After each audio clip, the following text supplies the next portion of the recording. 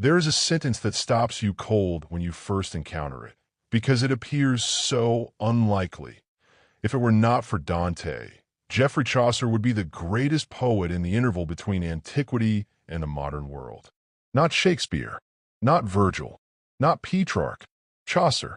The claim belongs to a tradition of critics who knew their subject with unusual precision, and it deserves to be taken seriously, not as a provocation, but as an invitation to look again at a writer whom everyone nominally respects, and almost no one, outside of universities, actually reads. Because the Chaucer who lurks behind a reputation, behind the Middle English, behind the mandatory school excerpts, behind the image of a quaint medieval poet writing in an inaccessible dialect, is something quite different from all of that. He is, to use the word that keeps appearing in accounts of his work, the most natural poet in English literature. And paradoxically, inexplicably, he is also described as the youngest, the most alive, the freshest, the one whose work has not aged in the way that even Shakespeare's can occasionally feel dated. To understand why, you have to understand what he did and what he was working with and what it cost him to do it. The England into which Chaucer was born, somewhere around 1340, the exact date is uncertain, was a country of two languages that barely spoke to each other. The Norman conquest of 1066 had imposed French as the language of the aristocracy, the court, the law, and high culture. Anglo-Saxon, the Germanic language of the common people, had been pushed down into the lower registers of daily life, regarded by the educated classes with something between condescension and indifference. Latin, meanwhile, remained the language of the church, of scholarship, and of the international intellectual world. English literature, in the sense of a literature written in the vernacular and aspiring to the condition of art, barely existed. Chaucer changed that. He changed it by doing something that sounds simple but required extraordinary skill and cultural intelligence. He fused the two traditions. He took the Germanic foundations of the English language and the Latin and French traditions of European literature, and he made them one thing, a new thing, inconfundibly English, that could not have existed without both sources and that derived its particular genius from the tension between them.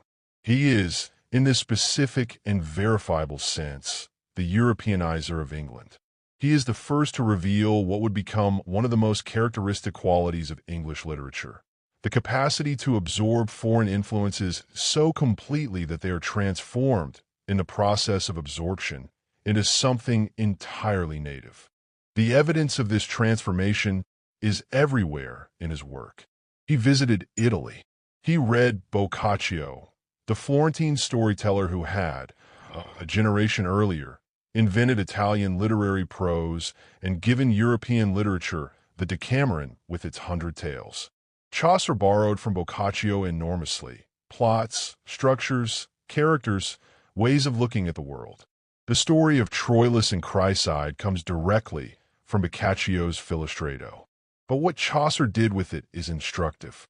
The Boccaccian original becomes, in his hands, something so unmistakably English that no Englishman encountering it can think of it without immediately thinking of the figure of Pandarus, the go-between, the scheming friend, the character Chaucer invented from scratch and grafted onto the Italian original, and who Shakespeare would later inherit and darken considerably in his own Troilus and Cressida.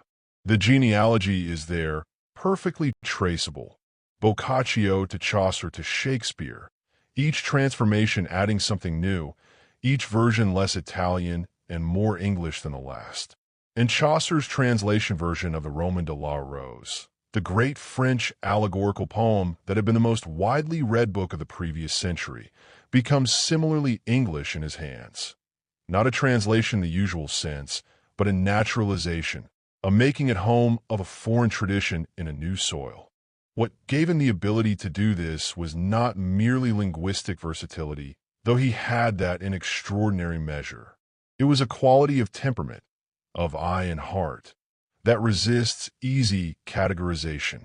He was, in the most precise sense, a bourgeois artist, a merchant's son, a man of the middling world who worked for most of his life as a diplomat and customs official, who knew courts and taverns and pilgrimage roads in foreign cities with equal intimacy, who observed the full social spectrum of his England without aristocratic condescension or clerical disapproval.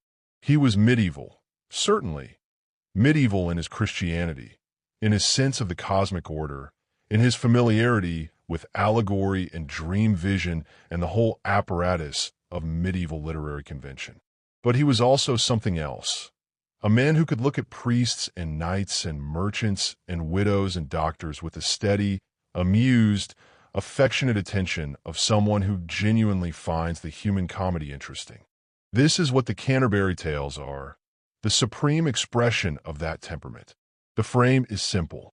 A company of pilgrims, gathered at the Tabard Inn in Southwark, London, sets out for the shrine of the martyr Thomas Becket in Canterbury. Each pilgrim agrees to tell stories on the journey. The stories they choose, and the manner in which they tell them, reveal their characters, and their reactions to each other's stories reveal their characters further. It is a system of almost novelistic sophistication, a machinery of self-exposure and interaction that would not be attempted again at this level of complexity until long after Chaucer's death. In the gallery, presented by the prologue, the knight in his rusted armor, the burlesque miller, the cook who knows all the good things, the dangerously clever man of law, the good-hearted sailor who is also a considerable thief, the abbess who is fine and elegant and reads romances of love, the monk of the older school, the doctor keenly interested in the financial situation of his patients, the pardoner who needs his own merchandise more than anyone else, the wife of Bath who is buried, several husbands, and whose generous heart cannot resist any masculine approach, the hypocritical friar who thinks only of wine and women, the dreaming clerk with his philosophy treatises, the merchant who talks only of interest and profit, the good parish priest, lean and evangelical.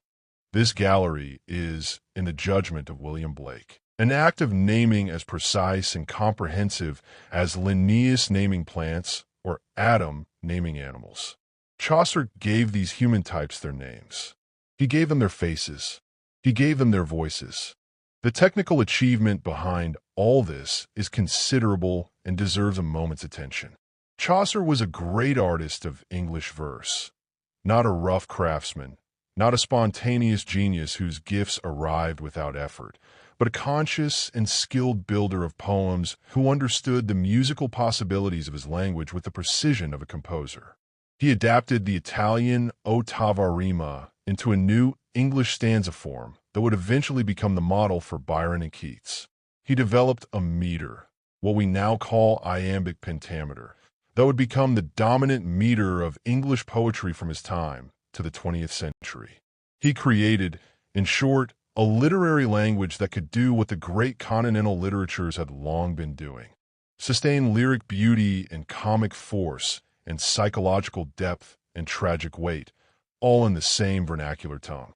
The opening lines of the Canterbury Tales, one that April with his showers suit, the drought of March hath pursed to the root, have the freshness of a spring morning, not because they are simple, but because they are perfectly made.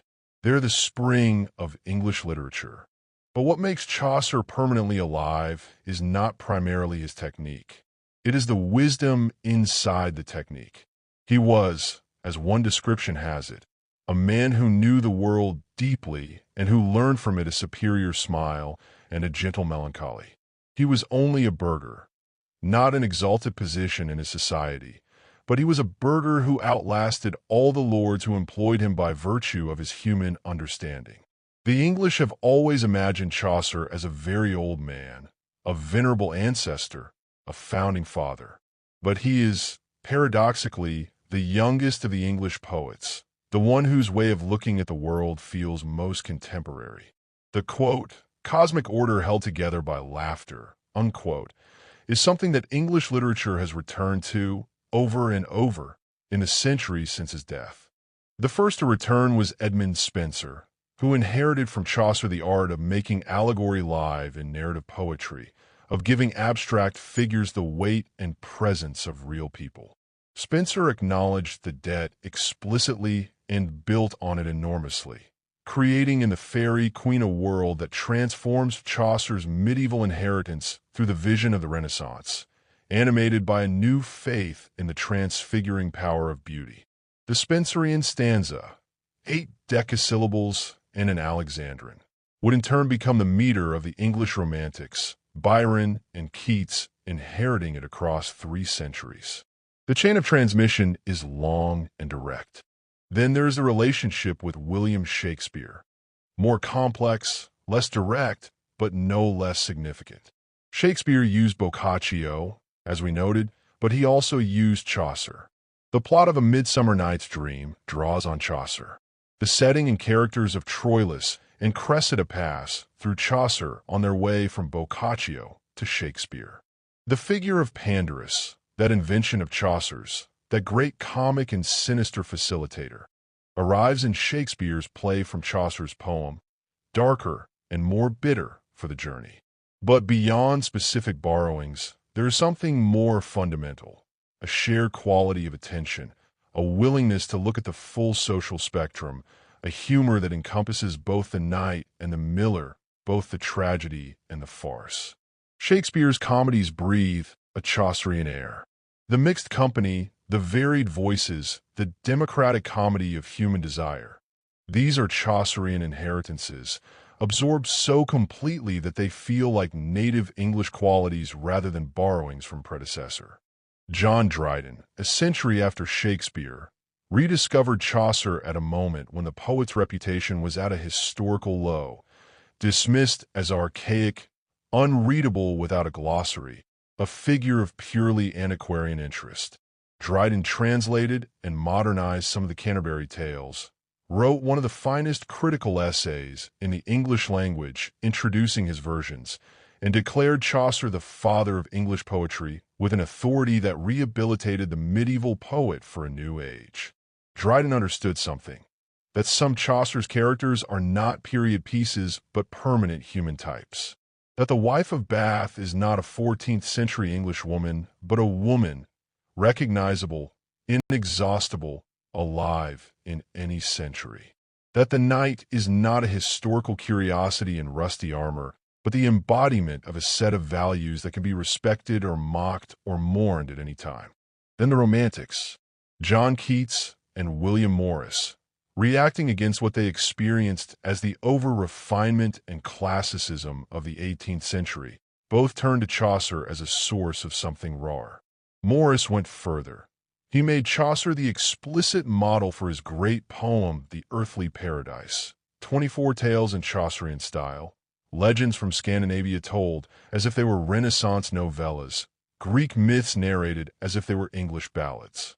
The formula, what one can call the Chaucer-Spenser tradition, allowed Morris to transform medieval and classical material through the lens of a Victorian romantic sensibility, to use the past as a way of speaking urgently about the present. His medievalism was not escapism, but a form of permanent imaginative currency. The past as a storehouse of human truth, accessible in any era. And then, remarkably, T.S. Eliot, who famously had very little patience for the Romantics, who championed John Donne over John Milton and tradition over inspiration, still cited Chaucer in The Waste Land, that supreme monument of literary modernism. In the 433 verses of that poem, among the citations of Petronius and Baudelaire, Dante and Shakespeare, Augustine and the Buddha, Chaucer is there. The poem that defined literary modernism reaches back to the father of English literature for one of its anchoring voices. This is perhaps the most revealing single fact about Chaucer's durability, that even a poet who wanted to break with everything found him inescapable. Because Chaucer is not a period style. He is a way of seeing, and ways of seeing, when they are sincere, do not become obsolete. Blake said that Chaucer named people the way Linnaeus named plants. It is an inescapable comparison, and it captures something true, the sense of a great taxonomist at work, classifying the species of human nature with a scientist's precision and an artist's attitude. But there is something the comparison misses. The wife of Bath is not a classification. She's a person. She breathes. She argues. She desires. She mourns. She triumphs. She has been dead for 600 years, and she is still talking. That is the final and most important thing to say about Chaucer. He created English literature in the most fundamental sense, not just by writing in English and writing brilliantly, but by demonstrating that English could bear the full weight of human experience, without strain, without translation. He decided that English was a language in which it was worth writing. And from that, everything that came after, Shakespeare and Milton and Jonathan Swift and Jane Austen and Charles Dickens and Thomas Hardy and all the rest, takes its form. They are all, in ways both visible and invisible, his heirs. The spring comes around again every year with the sweet showers of April, and the pilgrims gather at the Tabard Inn, and the stories begin. Thanks for watching. If you enjoyed this video, don't forget to like it and subscribe to the channel. The sources used are in the description. And see you next time with another human story.